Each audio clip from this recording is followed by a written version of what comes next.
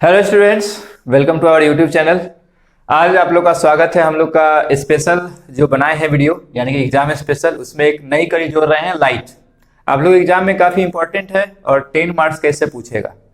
तो फिजिक्स मतलब 10 marks 20 minute में, कितना अच्छा ऑफर है ना। मतलब ऐसा कोई हम लोग को देता तो कितना मजा ही आ जाता। ठीक है, लेकिन मैं आपको दे रहा हूँ आज यहाँ पे जितना बोर्ड पे लिखा हुआ है, एक दो छोटा मोटा टर्म इधर उधर से पूछ सकता है, वरना जो पूछेगा इसी से पूछेगा, इसके अलावा कहीं से नहीं पूछेगा। थोड़ा फिल्मी हो गया लेकिन जो है सो यही है। ठीक है, चलिए शुरू करते हैं। सबसे पहले लाइट में हम लोग का 3 पोर्शन है अकॉर्डिंग टू सिलेबस, यानी कि रिफ्लेक्शन, रिफ्रैक्शन और कलरफुल वर्ल्ड। इसमें से रिफ्लेक्शन और रिफ्रैक्शन टोटली न्यूमेरिकल है, या कहिए कि मतलब प्रैक्टिकल है या फिर ग्राफिकल है, जो भी कह सकते हैं कहिए। लेकिन कलरफुल वर्ल्ड में थोड़ा सा हम लोग को पूछेगा कुछ छोटा मोटा क्वेश्चन रियल लाइफ से, जैसे कि पानी में, जैसे पहले हम लोग 7 में पढ़े थे ना कि पानी में अगर पेंसिल रखते हैं तो तिरछा दिखता है, यानी कि बेंड दिखता है, ऐसा ये सब क्यों, वो सब यहाँ पे पढ़ेंगे। ठीक है, शुरू करते हैं। सबसे पहले रिफ्लेक्शन से। रिफ्लेक्शन में 2 लॉ है, लॉज ऑफ रिफ्लेक्शन में 2 है, सबको पता ही होगा। पहला इंसिडेंट रे, रिफ्लेक्टेड रे और नॉर्मल, तीनों एक प्लेन में लाई करता है। और दूसरा एंगल ऑफ इंसिडेंस और एंगल ऑफ रिफ्लेक्शन दोनों बराबर होता है। इसके आधार पे हम लोग क्लास 8 में पढ़ चुके हैं प्लेन मिरर से डायग्राम। प्लेन मिरर में बनाने के लिए कम से कम 2 रे चाहिए। वैसे भी कोई भी डायग्राम बनाने के लिए हम लोग कम से कम 2 रे चाहिए ही चाहिए। मतलब एक रे, मतलब 2 रे, उसमें भी कौन सा, रिफ्लेक्टेड रे। जैसे यहाँ पे भी देखिए हम लोग 2 रिफ्लेक्टेड रे को मिलाए हैं। कहाँ, हाँ यहाँ पे साफ साफ दिख रहा होगा, दोनों रिफ्लेक्टेड रे को मिलाए हैं। प्लेन मिरर में भी हम लोग 2 रिफ्लेक्टेड रे को ही मिला के बनाते थे। खैर वो पुरानी बात होगी, क्लास 8 में पढ़नी थी। हम लोग को यहाँ मेनली देखना है कनकेव मिरर और कन्वेक्स मिरर से इमेज डायग्राम, फिर कन्वेक्स लेंस और कनकेव लेंस से इमेज डायग्राम देखेंगे। तो यहाँ पे इसके लिए 4 रूल बताया गया था शुरू में, यानी कि कनकेव मिरर में 4 रूल और सिमिलरली कन्वेक्स मिरर में भी 4 रूल। हालांकि कन्वेक्स में चौथा का काम आएगा नहीं, मतलब उसमें 3 ही रूल होगा। पहला रूल क्या है? पहला रूल है कि अगर कोई लाइट पैरेलल आता है तो फोकस से जाता है। Hope you remember. वैसे अगर नहीं याद है तभी तो ये देख रहे हैं ना, तो यहाँ पे भी पता चल जाएगा। दूसरा क्या है कि अगर फोकस से गुजरेगा तो पैरेलल हो जाएगा। ठीक है। तीसरा क्या है कि सेंटर ऑफ कर्वेचर से गुजरेगा तो सेंटर ऑफ कर्वेचर से ही निकलते चला जाएगा, वहां से कोई लौटने का वापसी नहीं है, डायरेक्ट सीधा जैसा आया है वैसे जाएगा। और चौथा है, जो कि इसमें एक बार भी यूज मैंने नहीं किया है, वो है कि पोल पे जितना एंगल से लाइट आता है उतना ही एंगल से लौटता भी है। तो 4 रूल याद हो गया। अब हम लोग को इसके आधार पे 6 डायग्राम है। अब 6 ही पॉसिबल क्यों है, 8 क्यों नहीं है, 10 क्यों नहीं है, 5 क्यों नहीं है, 4 क्यों नहीं है, उसका रीजन भी अभी पता चल जाएगा। सबसे पहले कनकेव मिरर का एक डायग्राम बनाए हैं। अब क्योंकि ये स्फेरिकल है तो इसमें सेंटर होगा, तो सेंटर है एक। अब सेंटर है तो उसके बीच में एक इमेज, अभी उतना देर से बात हुआ था, फोकस फोकस फोकस। तो कहता है कि सेंटर जितना दूरी पे होता है पोल से, यानी कि मिरर के सरफेस से, तो उस दोनों के एकदम एक्यूरेट बीच में एक पॉइंट होता है फोकस। इसलिए कहते हैं कि फोकस जो है वो रेडियस के हाफ डिस्टेंस पे होता है, यानी कि ये जो है वो रेडियस है तो उसके हाफ डिस्टेंस पे फोकस होगा मेरा। और इस लेंथ को कहेंगे फोकल लेंथ और इसको क्या कहेंगे, रेडियस। ये सब तो समझ में आ गया होगा, या थोड़ा बहुत पहले से तो पढ़ ही रखे होंगे। ऐसा तो नहीं कि एग्जाम में डायरेक्ट पढ़ने ही आ जाएंगे, साल भर कुछ नहीं किए। तो यहाँ पे 6 ही केस क्यों बना? क्योंकि अगर कोई रखेगा तो पोल पे तो डायरेक्ट नहीं रख देगा। जैसे ये मिरर है, इसे मुंडिया में चिपका देंगे तो इसमें क्या इमेज बनेगा, कुछ तो इमेज बनेगा नहीं। अब बनेगा भी तो देखेगा कौन, सबसे बड़ी बात। तो यहाँ पे पोल और फोकस के बीच में एक पॉसिबिलिटी है, दूसरा कि फोकस पे ही रख दे, तीसरा फोकस और सेंटर ऑफ कर्वेचर के बीच में रख दे, चौथा सेंटर ऑफ कर्वेचर के बाद रख दे, पांचवा वो एक छूट गया क्या, हाँ, चौथा सेंटर ऑफ कर्वेचर पे रख दे, पांचवा सेंटर ऑफ कर्वेचर के बाद रख दे, और छठा इनफाइनाइट पे कहीं भी रख दे। मतलब 6 ही पॉसिबिलिटीज है, जिसमें जो पहला केस है, यानी कि जब पोल और फोकस के बीच में रखे हैं तो इमेज कहाँ बना है। अच्छा, ये बनाए कैसे हैं ये तो डिटेल में आप लोगों को क्लास में पढ़ना था, ये रिवीजन के लिए हम स्पेशल वीडियो बनाए हैं। थोड़ा सा आपको बता देते हैं, बस एक ही डायग्राम में बताएंगे, बाकी में खुद समझना होगा। हम कोई भी 2 रे लिए हैं। एक रे कौन सा लिए हैं, जो पैरेलल आ रहा है और कहाँ जाएगा, फोकस पे, ये तो रूल में पता था। और दूसरा रे लिए हैं ऑब्जेक्ट के मुंडी को टच, मतलब कि ऑब्जेक्ट के ऊपर वाले हेड को टच कराते हुए कहां से गुजार रहे हैं, सेंटर ऑफ कर्वेचर से, तो वो कहां से गुजरता है, वहीं से निकल जाता है। मतलब 4 रूल में से कोई 2 रे लेना है आपको, और 2 के ही काम चल जाएगा। मतलब 2 रे लिए तो देखे कि इधर इस साइड वो दोनों रे आपस में नहीं मिल रहा था, तो हम उसको अपने हिसाब से दिमाग लगा के पीछे मिरर के मिला दिए हैं, और क्योंकि पीछे खुद दिमाग लगा के मिलाए हैं इसलिए उसको कहेंगे वर्चुअल इमेज। यानी कि कनकेव मिरर में एक केस है जहां वर्चुअल इमेज बनता है, ठीक है, कनकेव में एक केस है जहां वर्चुअल इमेज बनता है, और वो केस पहला ही है, यानी कि पोलर फोकस के बीच में। इसके अलावा जितना भी पांचों केस है, ये 4 और ये 5, इसके अलावा जितना भी केस है सब में रियल एंड इन्वर्टेड इमेज बनता है। और वैसे भी वर्चुअल हमेशा इरेक्ट ही होता है और रियल हमेशा इन्वर्टेड ही होता है, नो डाउट। एक्सेप्शन केमिस्ट्री में होगा, यहाँ नहीं है, यहाँ एक एक्सेप्शन नहीं है, यहाँ वर्चुअल है इरेक्ट ही होगा और रियल है तो इन्वर्टेड ही होगा। और एक बात और, ये इमेज बड़ा भी है, यानी कि कनकेव में जो वर्चुअल केस बना है उसमें जो इमेज है वो ऑब्जेक्ट से बड़ा है। इस बात पे क्यों जोर देना है उसका अभी आपको पता चल जाएगा थोड़ा देर में। अभी आगे क्या है, सेकंड है। सेकंड में क्या है कि पैरेलल मतलब फोकस पे रखे तो कहां बना है, इनफाइनाइट पे। फोकस पे रखे तो कहां बना है, इनफाइनाइट पे, और इस साइड बना है, इसका मतलब रियल और इन्वर्टेड होगा, ठीक है। थर्ड केस है कि जब अच्छा हाँ, अब शॉर्टकट ट्रिक, उतना डिटेल में उतना समय नहीं होता है आप लोग के पास या हम लोग के पास कि एकदम रटते रहे, वैसे भी रटने वाला कौन पढ़ता है, जो समझ के पढ़ा वही पढ़ा। तो अब हम स्पेशल केस, यानी कि स्पेशल वीडियो है तो कुछ स्पेशल ट्रिक वैसे पहले से ही पता होगा बहुत लोगों को, हम बताने जा रहे हैं। मतलब कि अब सेकंड पे इनफाइनाइट पे बन चुका है तो थर्ड में थोड़ा सा उससे पहले बनेगा, यानी कि इनफाइनाइट से पहले, यानी कि सी के बाद कहाँ बनेगा, ठीक है, सी के बाद। फोर्थ केस में उससे थोड़ा पहले बनेगा, यानी कि यहाँ पे बन चुका तो किसका बारी, सी का, तो देखिए फोर्थ में सी पे बना होगा। फिफ्थ केस में थोड़ा सी से पहले बनेगा तो सी से पहले कहाँ जाएगा, सी और एफ के बीच में। सिक्स्थ केस में उससे पहले बनेगा तो कहां बनेगा, फोकस पे। आई होप कि अब ज्यादा मुश्किल नहीं होगा याद करना। सेकंड केस में इनफाइनाइट, थर्ड केस में सी के बाद, फोर्थ केस में सी पे, फिफ्थ केस में सी और एफ के बीच में, और सिक्स्थ केस में डायरेक्ट एफ पे।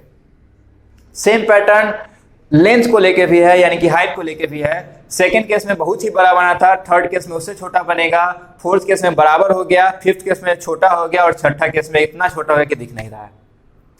हाइट में भी वही है, जैसा डिस्टेंस में था वैसे ही हाइट में भी पैटर्न है। तो मतलब अब इसको रिपीट कर लेते हैं कि फोकस पे है तो कहाँ बना, इनफाइनाइट पे। फोकस और सेंटर ऑफ कर्वेचर के बीच में है तो सेंटर ऑफ कर्वेचर के बाद। सेंटर ऑफ कर्वेचर पे है तो सेम उसी पॉइंट पे। सेंटर ऑफ कर्वेचर के बाद है तो सेंटर ऑफ कर्वेचर और फोकस के बीच में। और जब इनफाइनाइट पे है तो फोकस, मतलब कि फोकस पे है तो इनफाइनाइट, इनफाइनाइट पे है तो फोकस। सेंटर ऑफ कर्वेचर और हाँ फोकस के बीच में है तो सेंटर ऑफ कर्वेचर के बाद, और सेंटर ऑफ कर्वेचर के बाद है तो सेंटर ऑफ कर्वेचर और फोकस के बीच में। दैट्स ऑल, है ना, ठीक है। अब कन्वेक्स में दो ही केस है। कन्वेक्स में दो ही केस क्यों है, क्योंकि कन्वेक्स में इस साइड तो पी सी एफ कुछ है ही नहीं, क्योंकि इसका तो डायरेक्शन इधर की तरफ हो गया, तो जब इधर की तरफ हो गया तो सेंटर तो इधर आएगा ना, लेकिन ऑब्जेक्ट तो हम इधर ही रखेंगे। अब ऐसा तो नहीं कि हमको मिरर का फेस इधर, हम इधर जाके देख रहे हैं, कुछ दिखेगा, कुछ नहीं दिखेगा। इसलिए यहाँ पे 6 केस नहीं है, यहाँ 2 ही केस है। पहला कि हमको पता है कि कहाँ रख रहे हैं, और दूसरा इनफाइनाइट पे। तो जब हम नोन डिस्टेंस पे रखेंगे तो बनेगा एफ और पी के बीच में, और दूसरा जब हम इनफाइनाइट पे रखेंगे तो यहां भी बना था फोकस पे, यहां भी बनेगा फोकस पे। बस फर्क इतना है कि वहां बना था रियल एंड इन्वर्टेड, यहां बना है वर्चुअल एंड इरेक्ट। अब यहाँ पे एक और जानने योग्य बात है कि हम बोले थे ना कि यहाँ हम जोड़ दे रहे हैं, क्यों जोड़ दे रहे हैं उसको बताएंगे। यहाँ पे एक ही केस में वर्चुअल इमेज बना था और यहाँ हर केस में वर्चुअल ही बनेगा। अब यहाँ पे जो वर्चुअल बना था वो बड़ा था, इस पे भी हम जोड़ दिए थे, लेकिन जो यहाँ पे वर्चुअल बना है वो काफी छोटा है। यानी कि वर्चुअल तो दोनों में बना है, लेकिन उस केस का जो वर्चुअल है वो बड़ा है, इस केस का जो वर्चुअल है वो छोटा है। इसलिए हम लोग कन्वेक्स मिरर का यूज करते हैं, क्योंकि कनकेव तो सबको उल्टा दिखा देगा ना, 5-5 केस में उसका उल्टा दिखने वाला है। तो कन्वेक्स में तो हमेशा सीधा दिखाता है, क्योंकि हर केस वर्चुअल है। तो कन्वेक्स मिरर का गाड़ी के रियर व्यू यानी कि पीछे देखने के लिए इस्तेमाल करते हैं। डबल फायदा हो जाता है, पहला कि ये सीधा बनाता है वरना गाड़ी उल्टा दिखता है ऐसे, पहला फायदा है कि गाड़ी को सीधा बनाता है, और दूसरा छोटा इमेज बनाता है, छोटा बनाता है ना, इसके वजह से, छोटा बनाने की वजह से बहुत पीछे तक का हमको दिख जाता है। तो इसलिए अगर कोई पूछा कि कन्वेक्स मिरर क्यों यूज करते हैं तो पता चल गया ना। 2 केस इसका है, हो गया, ठीक है। अब आगे मिरर्स फार्मूला, प्रूफ इसमें पूछ नहीं रहा है, तो मिरर्स फार्मूला शॉर्ट में direct formula 1/v + 1/u = 1/f। 1/v + 1/u = 1/f। v यहाँ पे है तुम्हारा इमेज डिस्टेंस, यानी कि ये जो है v, यहाँ से पोल से डिस्टेंस नापेंगे तो ये जो है ये इमेज डिस्टेंस है। u मतलब कि ऑब्जेक्ट कहाँ रख रहे हैं, यानी कि ये जो मेरा है ये ऑब्जेक्ट डिस्टेंस है, और f यानी कि फोकल लेंथ, यानी कि यहाँ से यहाँ तक का डिस्टेंस। अब सवाल ये उठता है कि u जो है वो हम लोग क्वेश्चन में 30 दिया रहेगा तो 30 लेंगे कि -30 लेंगे, यानी कि -30 लेंगे। और -30 लेंगे तो क्यों लेंगे, क्योंकि अगर हम इसको कोऑर्डिनेट ज्योमेट्री से कंपेयर करें तो ये लाइन अगर सीधा हो और ये लाइन सीधा हो तो फिर सिर्फ पॉजिटिव में ये वाला रहेगा, ये तो निगेटिव में चला जाएगा ना, ये तो डिस्टेंस निगेटिव में चला जाएगा। इसलिए कहता है कि कनकेव का फोकल लेंथ किस साइड पड़ रहा है, निगेटिव के साइड, और कन्वेक्स का फोकल लेंथ किस साइड पड़ रहा है, इस साइड यानी कि पॉजिटिव के साइड। लेकिन ऑब्जेक्ट तो हमेशा हम इस लेफ्ट हैंड साइड ही रख रहे हैं, और लेफ्ट होता कौन सा डायरेक्शन है, माइनस। तो न्यूमेरिकल में इसका बहुत ज्यादा यूज करेंगे, यू हमेशा माइनस में ही लेंगे और कनकेव का एफ हमेशा माइनस में लेंगे, कन्वेक्स का एफ प्लस में लेंगे। अब जब ये निकल जाएगा तो मैग्निफिकेशन से फिर एम, मैग्निफिकेशन क्या होता है, अब जैसे कि ये मेरा ऑब्जेक्ट है, मान लो कोई एक ऑब्जेक्ट है, मान लो कि ये टॉर्च है, ये ऑब्जेक्ट है मेरा, इसको अगर हम मिरर के सामने रखे हैं तो इसका इमेज मान लो इतना बड़ा बना है, तो कितना गुना बड़ा बना है ना, अगर यही निकालना हो तो उसको कहते हैं मैग्निफिकेशन। यानी कि अगर 1 से छोटा मैग्निफिकेशन आया तो इसका मतलब ऑब्जेक्ट छोटा होगा, अगर 1 से बड़ा मैग्निफिकेशन आया तो इसका मतलब ऑब्जेक्ट से इमेज बड़ा होगा। ठीक है, अब m प्लस, यानी कि अब m जो मैग्निफिकेशन निकाल रहे हैं, यानी कि ये m is equal to minus v by u निकाल करके हम निकालें कितना बड़ा बना है या कितना छोटा बना है। एक फॉर्मूला और होता है मैग्निफिकेशन का जो हाइट को लेकर के होता है, हम तो सिर्फ डिस्टेंस वाला लिखे हैं ना, हाइट वाला भी होता है, height of image by height of object भी होता है। यानी कि अगर हाइट ऑफ इमेज को हाइट ऑफ ऑब्जेक्ट से डिवाइड कर दे तो पता चल जाएगा कि वो कितना गुना या कितना छोटा बना है, वो अलग बात है। अब मैग्निफिकेशन अगर प्लस हो तो कन्फर्म है कि वो वर्चुअल और इरेक्ट ही होगा, तो ये देख के ही पहचान जाना है m को कि वो वर्चुअल और इरेक्ट है। अगर m माइनस में हो तो कंफर्म है कि रियल एंड इन्वर्टेड होगा, यानी कि अगर क्वेश्चन में दिया हुआ है कि m -2 है तो कंफर्म है कि वो रियल एंड इन्वर्टेड है। अगर m दिया हुआ है प्लस में तो यानी कंफर्म है कि वो वर्चुअल एंड इरेक्ट है। अब लेकिन समस्या इस पर हम बहुत ज्यादा जोर दे रहे थे, वो जोर हम यहाँ दे रहे थे, उसका भी हम रीजन बता देते हैं। यहाँ हम जोर दे रहे थे ना कि ये जो है ये बड़ा बना है, तो इसका वर्चुअल जो इमेज है वो बड़ा बना है, यानी कि इसका जो मैग्निफिकेशन होगा वो तो प्लस में होगा क्योंकि वर्चुअल है। अभी जस्ट लिखे कि वर्चुअल कैसा होता है, प्लस। अब क्योंकि बड़ा बना है तो 1 से बड़ा होगा, यानी कि अगर m में +1 से बड़ा कोई नंबर है जैसे +2 है तो कन्फर्म है कि वो कनकेव मिरर होगा। अगर m प्लस तो है लेकिन +0.5 है तो कन्फर्म है कि कन्वेक्स मिरर होगा, क्योंकि कन्वेक्स में इमेज कभी बड़ा बनता ही नहीं है। ठीक है, ये हो गया। अब आगे बढ़ते हैं हम लोग रिफ्रैक्शन। रिफ्रैक्शन में पहला लॉ सेम है कि रिफ्रैक्टेड रे, इंसिडेंट रे और नॉर्मल तीनों सेम प्लेन में लाई करेगा। लेकिन दूसरा लॉ इसमें क्या था, एंगल ऑफ इंसिडेंस और एंगल ऑफ रिफ्लेक्शन डायरेक्ट बराबर होगा, लेकिन ऐसा यहाँ नहीं होता क्योंकि यहाँ इसको सिकुड़ना है या फैलना है तो कैसे बराबर हो सकता है। तो यहाँ पे जो होता है वो रेशियो बराबर होता है। ये स्नेल के द्वारा कहा गया है कि साइन ऑफ इंसिडेंट रे और साइन ऑफ रिफ्रैक्टेड रे का अगर रेशियो निकालेंगे तो वो बराबर होगा हर केस में। बस इसलिए इसका नाम लिख दिया स्नेल्स लॉ। इसके बाद आता है एक बहुत इंपॉर्टेंट टॉपिक, रिफ्रैक्टिव इंडेक्स। मतलब रिफ्रैक्टिव इंडेक्स मतलब ये हुआ कि स्पीड ऑफ लाइट मान लो कि एयर में 3 लाख किलोमीटर पर सेकेंड है तो वाटर में कितना हो जाएगा। ये अगर निकालना हो तो हम लोग रेशियो निकालते हैं स्पीड का। अच्छा एक बात बताओ, अगर स्पीड का रेशियो निकाला जाएगा तो इसका कोई एसआई यूनिट होगा क्या? नहीं ना। यानी कि रिफ्रैक्टिव इंडेक्स का कोई रेशियो होगा? नहीं होगा। क्यों? क्योंकि दोनों तो स्पीड बाई स्पीड है, यानी कि मीटर पर सेकेंड और मीटर पर सेकेंड तो कट जाएगा ना। तो इसका मतलब रिफ्रैक्टिव इंडेक्स का कोई यूनिट नहीं होता है, नो यूनिट। अब इसको कहते कैसे हैं? एग्जाम में ऐसा लिखा रहेगा refractive index of glass with respect to water या वाटर रिस्पेक्ट टू ग्लास। तो कैसे लिखेंगे पहले यहाँ समझो। इसके लिए एक अलग से वीडियो है, ये तो खैर शॉर्ट वीडियो है। अगर ये समझ में नहीं आता है तो रिफ्रैक्टिव इंडेक्स का एक अलग से वीडियो चैनल पे डाला हुआ है, आप लोग वहां से डिटेल में समझ सकते हैं। ठीक है, यहाँ पे क्या कह रहा है, इसको बोलेंगे कैसे वो जानो। Refractive index of medium 2 with respect to medium 1। क्या बोलेंगे? Refractive index of medium 2 with respect to medium 1 is equal to speed of light in medium 1 divided by speed of light in medium 2। मतलब अगर हमको किसी का refractive index 2 medium का निकालना है तो जो ऊपर वाला मीडियम होगा उसको पहले लिखेंगे और जो नीचे वाला मीडियम होगा उसको बाद में लिखेंगे। लेकिन जब हम वेलोसिटी को डिवाइड करेंगे तो जो नीचे वाला मीडियम है उसका वेलोसिटी ऊपर लिखे हैं और जो ऊपर वाला मीडियम उसका वेलोसिटी नीचे लिखे हैं। मतलब यहाँ लिखे तो सीधा है लेकिन यहाँ उल्टा हो गया है। ठीक है ना, ध्यान रखना इस चीज का। जैसे यहाँ पे refractive index of medium 1 with respect to medium 2 is equal to velocity of light in medium 2 divided by velocity of light in medium 1। ठीक है, उसके बाद ये तो पता ही होगा कि रेयर से डेंसर में जाएंगे तो बेंड्स टुवर्ड्स द नॉर्मल। इसका एक बहुत बेहतरीन एग्जांपल है मेरे लिए। ट्रेन में अगर पूरा खाली है तो हम आराम से फैल से बैठेंगे, लेकिन जैसे ही कंजस्टेड हो गया, 10 आदमी आके बैठ गया, 2 सीट, एक सीट पे 5 आदमी आके बैठ गया तो क्या करना होगा, हम लोग को थोड़ा सिकुड़ना होगा, यानी कि अगर हम रेयर से डेंसर में जाएंगे तो सिकुड़ना होगा, यानी कि बेंड टुवर्ड्स द नॉर्मल। लेकिन अगर हम सिकुड़े हुए थे और अचानक से दो आदमी उतर गया तो फिर फैल जाएंगे, यानी कि अगर डेंसर से रेयर में जाएंगे तो अवे फ्रॉम द नॉर्मल। ठीक है, अब इंसिडेंट रे अगर एक बार रिफ्लेक्ट करे तो उसको कहते हैं रिफ्रैक्टेड रे, लेकिन अगर रिफ्लेक्टेड रे फिर से एक बार रिफ्लेक्ट कर जाए तो उसको कहते हैं इमर्जेंट रे। ठीक है, तो अब कहता यह है कि इंसिडेंट रे और इमर्जेंट रे जो होता है ना वो दोनों आपस में पैरेलल होता है। उसके बाद अब कन्वेक्स का भी 4 रूल। पहला रूल, अच्छा कन्वेक्स में 4 नहीं 3 ही होगा, मतलब लेंस में 3 ही रूल होगा। पहला, पैरेलल आएगा तो फोकस पे जाएगा। दूसरा, अगर ऑप्टिकल सेंटर से जाएगा, यानी कि ये ऑप्टिकल सेंटर है, यहाँ एक और एक्स्ट्रा सेंटर ऐड हो गया क्योंकि लेंस को हम लोग ऐसे करके जोड़ दिए हैं, तो अब इसका भी बीच का भी तो सेंटर होगा, जैसे ये वाला सेंटर, तो इसको क्या कहेंगे, ऑप्टिकल सेंटर। तो पहला रूल क्या हो गया, पैरेलल आएगा तो फोकस पे जाएगा। दूसरा रूल क्या हो गया कि अगर ऑप्टिकल सेंटर से गुजरेगा तो वैसे ही गुजर जाएगा जैसे यहाँ सेंटर ऑफ कर्वेचर से गुजर रहा था। और तीसरा, अगर फोकस से जाएगा तो पैरेलल होगा जैसे यहाँ पे था। ठीक है, 3 रूल हो गया। अब इसी का इस्तेमाल करके हम लोग इमेज डायग्राम बनाए हैं। तो जैसा इसमें पहला केस में बन रहा था ना वर्चुअल, वैसे ही कन्वेक्स में पहला केस में देखो बना है वर्चुअल। इसमें दूसरा केस के बाद सब बना था रियल, इसमें भी दूसरा केस के बाद सब बना है रियल। तो इसमें दूसरा केस में बना था इनफाइनाइट पे, तो यहाँ पे भी जब f1 पे रखेंगे तो इनफाइनाइट पे बनेगा। जब f1 और 2f1 के बीच में रखेंगे तो 2f के बाद बनेगा। जैसा कि हम तुमको ट्रिक सिखाए थे, अगर इनफाइनाइट पे बना तो उससे थोड़ा पहले बनेगा, पहले मतलब कि 2f के बाद। अब इससे पहले बनेगा मतलब कि 2f पे। अब तो देखो 2f पे ऑब्जेक्ट रखे तो कहाँ बना है, 2f पे। सिमिलरली अगर 2f के बाद रखेंगे तो इससे भी पहले, यानी कि कहाँ आ जाएगा, 2f और f के बीच में। और हम इनफाइनाइट पे रखेंगे तो कहाँ बनेगा, फोकस पे।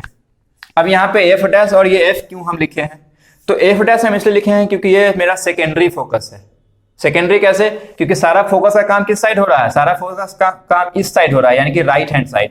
इसीलिए मेरा फोकस ये प्राइमरी हो गया और ये सेकेंडरी हो गया। अब दो फोकस कैसे आया, दो फोकस इसलिए आया क्योंकि इसमें 2 फेस है। एक फेस का फोकस सेंटर इधर जाएगा तो इधर भी एक फोकस होगा, एक फेस का सेंटर इधर जाएगा तो इधर भी एक फोकस होगा। अब समझ में आया। अब एक बात और, कन्वेक्स का फोकल लेंथ कहाँ होता है, पॉजिटिव में, तो यहाँ भी कन्वेक्स का कहाँ आया है, पॉजिटिव में। सही है, सब कुछ बता दिए। सिमिलरली कनकेव का कहाँ होता था, निगेटिव में, तो यहाँ भी कनकेव का देखो कहाँ सब मिल रहा है, कहाँ सारा काम हो रहा है, निगेटिव में। यहाँ भी कनकेव में, यहाँ कन्वेक्स में वर्चुअल बनता था, यहाँ कनकेव में, दोनों केस में वर्चुअल बना है। यहाँ एक में जहाँ डिस्टेंस पता होता था वहां f से पहले बनता था, यहाँ भी देखो जहां हमको डिस्टेंस पता है वहां f से पहले बना है। जहां हम इनफाइनाइट पे रखे तो फटाक से फोकस पे बन गया। मतलब अब इसको बिना देखे हुए तुम लोग बता सकते हो कि अगर हम फोकस पे रखेंगे तो कहाँ बनेगा, इनफाइनाइट पे। इनफाइनाइट पे रखेंगे तो कहाँ बनेगा, फोकस पे। उसके बाद अगर हम f और 2f के बीच में रखेंगे तो कहाँ बनेगा, 2f के बाद। 2f पे रखेंगे तो कहाँ बनेगा, 2f पे ही बनेगा। अगर 2f के बाद रखेंगे तब कहाँ बनेगा, फिर 2f और f के बीच में। जस्ट उल्टा, जैसे यहाँ देखो f और 2f के बीच में रखे तो कहाँ बना, 2f के बाद। लेकिन जैसे ही हम 2f के बाद रखे तो कहाँ बना, f और 2f के बीच में। 2f पे रखे तो कहाँ बना, 2f पे ही। फोकस पे रखे तो कहाँ बना, इनफाइनाइट पे। इनफाइनाइट पे रखे तो कहाँ बना, फोकस पे। और एक केस कहाँ है, वर्चुअल इमेज। ठीक है, हो गया। अब इसके बाद है लेंस फार्मूला। जैसे यहाँ पे था वैसे ही यहाँ पे भी है। जैसे मिरर फार्मूला में 1/v plus 1/u is equal to 1/f था, यहाँ बस एक चेंज है, यहाँ पे यहाँ माइनस आ गया है। यहाँ पे मैग्निफिकेशन माइनस v/u था, यहाँ पे मैग्निफिकेशन क्या आ गया है, प्लस v/u आ गया है। एक और मैग्निफिकेशन का फार्मूला कौन सा, height of image by height of object, यहाँ पे भी होगा। बाकी सब रूल सेम है। अगर इधर ऑब्जेक्ट रख रहे हैं तो u माइनस में होगा, अगर हम इधर ऑब्जेक्ट रख रहे हैं तो u माइनस में होगा। कन्वेक्स का फोकल लेंथ प्लस में होगा, कनकेव का माइनस में होगा। ये तो तुमको याद रहेगा, मतलब हम यहाँ पे आके डायरेक्ट बताते हैं। कन्वेक्स का हमेशा प्लस में ही रहेगा, चाहे वो लेंस हो चाहे मिरर, और कनकेव का हमेशा माइनस में ही रहेगा, चाहे वो लेंस हो या मिरर। ठीक है, तो ये तुम्हारा न्यूमेरिकल यहाँ से बन जाएगा। और इसका अगर डिटेल देखना हो तो तुम्हारा वीडियो अपलोडेड है, वहां से देख सकते हो। बहुत सारा न्यूमेरिकल भी वहां कराए हैं, बहुत विभिन्न प्रकार का करा चुके हैं। इसके बाद एक टॉपिक है पावर। पावर निकालने के लिए कुछ नहीं करना है, बस फोकल लेंथ जो निकाले हैं उसको उल्टा कर देना है। यानी कि अगर किसी का फोकल लेंथ दिया हुआ है प्लस 30 सेंटीमीटर, 1 मिनट 25 लेते हैं ना, उल्टा करना है ना तो फिर पॉइंट में आ जाएगा। प्लस 25 सेंटीमीटर, तो सबसे पहले इसको इस साइड में बदलना है, यानी कि सबसे पहले इसको मीटर में कन्वर्ट करना है। तो p इक्वल टू कितना आ जाएगा, 1/f, यानी कि 1/25। लेकिन जैसे इसको मीटर में बदलोगे तो 100 से मल्टीप्लाई करना पड़ेगा, तो फिर आंसर कितना आ जाएगा, +4। डी मतलब क्या, यहाँ लिखे हैं ऐसा यूनिट, क्या लिखे हैं, डायोप्टर। अगर एक से ज्यादा लेंस यूज किया गया है तो एक से ज्यादा पावर होगा तो पावर में कुछ नहीं करना है, जोड़ देना है। मतलब अगर कोई कह रहा है कि एक लेंस का पावर +4 है, दूसरा का -3 है, तो बस दोनों को जोड़ देना है। ऐसा कितना आएगा? +1 आएगा, बात खत्म। अब ये तो सही है। अच्छा, एक बात और, अगर तुमसे पूछेगा फोकल लेंथ बता करके कि P अगर माइनस में है तो कौन सा लेंस होगा, यानी कि अगर P माइनस में है, यानी कि पावर अगर माइनस में है, तो तुम्हारा फोकल लेंथ भी माइनस में है। अगर फोकल लेंथ माइनस में है तो कौन सा होगा, फिर बताओ। फोकल लेंथ माइनस किस में होता था? कनकेव में, तो कनकेव लेंस होगा। अगर P प्लस में है तो यानी कि F प्लस में है, और F प्लस में है तो कौन सा लेंस होगा? कन्वेक्स लेंस होगा। That's all. उसके बाद फिर लास्ट पोर्शन है कलरफुल वर्ल्ड, यानी कि डिस्पर्सन, स्कैटरिंग। ये बहुत पहले से ही पढ़ते आ रहे हो। डिस्पर्सन मतलब क्या होता है? 7 कलर में बंटना, जिसमें विवग्योर होता है, जिसमें रेड का वेवलेंथ सबसे ज्यादा होता है क्योंकि वो सबसे तेजी से भागता है, और वायलेट का, इंडिगो का, ब्लू का सबसे कम होता है, इसलिए आसमान में भाग ही नहीं पाता, सब एक जगह इकट्ठा हो जाता है। इसलिए हम लोग आसमान कैसा दिखता है?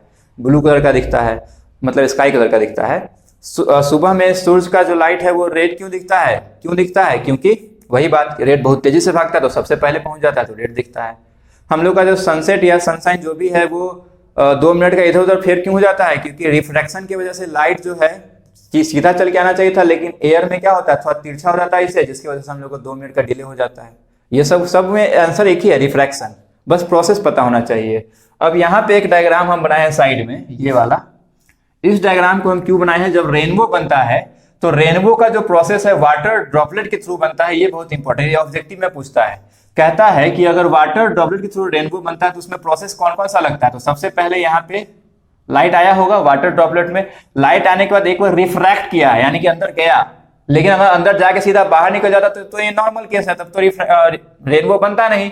लेकिन ये क्या होता है ना कि यहाँ से जाकर के फिर टकरा करके दूसरे सरफेस से फिर वापस लौट आता है, यानी कि एक बार रिफ्रैक्शन हुआ, दूसरा बार रिफ्लेक्शन हुआ, फिर जब बाहर निकलना होता है तो अब रिफ्लेक्शन हुआ, यानी कि 2 बार रिफ्लेक्शन और 1 बार रिफ्लेक्शन जब होता है ना, तब जाकर के हम लोग का रेनबो बनता है। ठीक है, तो ये पूरा चैप्टर तुम्हारा लाइट समाप्त हो गया। मिलते हैं अगले वीडियो में।